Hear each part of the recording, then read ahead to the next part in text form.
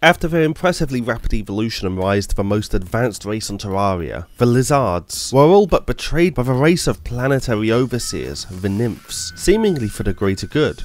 Although they began to respect the world around them and preserve the purity of nature as was decreed by the nymphs, appearing as the Lihzahrd sun god, their technology quickly regressed and dissent grew within the civilization. More and more turned their backs on the sun they had worshipped for millennia, and deep rifts would form in the once great society, causing impacts that would change the Lihzahrd race forever. Hello my honey, hello my rack.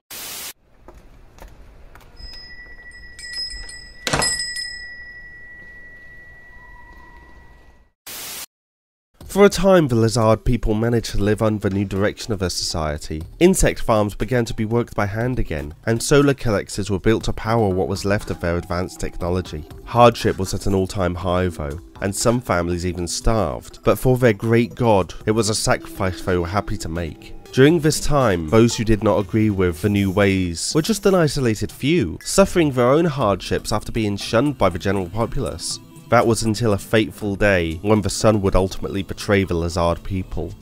In an event never witnessed before, the moon crept across the sun's surface, causing a midday darkness to fall across Terraria. Although merely a solar eclipse, it was the first in the Lihzard's recorded history, and with them relying almost entirely on solar power, the unexpected darkness plunged their civilization into chaos, that is, other than the dissidents.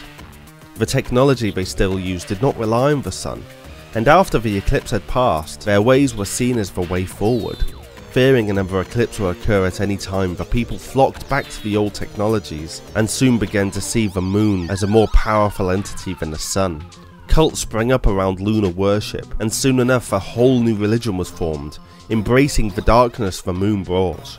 The lunar worshippers developed more powerful technologies than even the united Lihzahrd civilization, all based on the ideal of self-reliance. Whereas it was believed the sun wanted them to live in its shadow, the moon forced them to advance, elevate themselves, and achieve their full potential. Eventually, fanatics within the lunar cult announced that the Lihzards could not advance any further within the restraints of those still loyal to the sun. They declared that it was their desire to kill the sun and put an end to the solar tyranny. Seeing this as a threat, the solar worshippers began to form an army, equipped with weapons of light, chief among them being Excaliburs.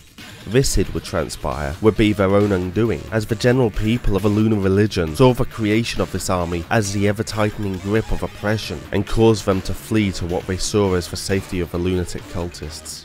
The rift between the people had now grown to a gaping canyon. Cities declared their loyalties based on its dominant population, and soon two nation-states emerged, following the sun or the moon respectively.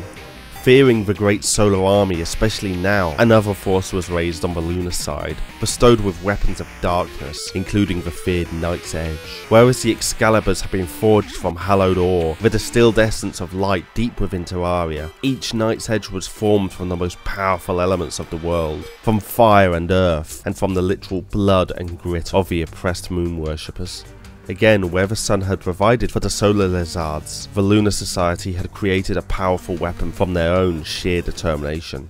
With tensions continuing to grow between the two nations, it wasn't long before diplomacy gave way to the edge of a sword. Fearing the cultists would soon succeed in their effort to kill the sun, the solar nation conducted surgical attacks on lunar facilities, but it was already too late. And in response, the lunar nation activated their greatest weapon. Bringing forth a mighty solar tablet, the lunatic cultists raised it to the sky, and the sun was blotted out. What followed was a bloody conflict, with once united Lihzards meeting on the field of battle. While the lunar nation had more advanced technology, the solar nation still had a larger standing force, and the battle descended into a grueling war of attrition. With a permanent eclipse not able to be undone, strange creatures began emerging all over Terraria. Creatures of the night thought to be mere legend. As the war dragged on and the Lihzard population dwindled, their cities on both sides crumbling, Terraria's custodians of the night even emerged, the Great Mothrons. While unwilling to take sides, the Mothrans saw that something needed to be done, and tracked down the nymphs deep within the jungle.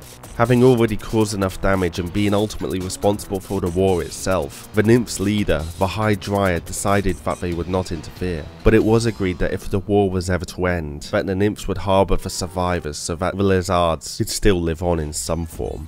Lasting for years, the war finally came to an end due to the continued technological advancement of the Lunar Nation over their stagnant opponents. The war was bittersweet though. The whole of Lihzahrd civilization had been laid waste to, and there was nothing left for the victors. It was at this point, as what was left of the Lunar Nation lamented their victory, that the moon finally crept away from the sun, allowing light to shine once more on the surface. Only now did the nymphs emerge from the jungle to lead the war-weary survivors to their new home deep underground. In the aftermath, nature would retake the razed cities, and the custodians would set to purifying the world.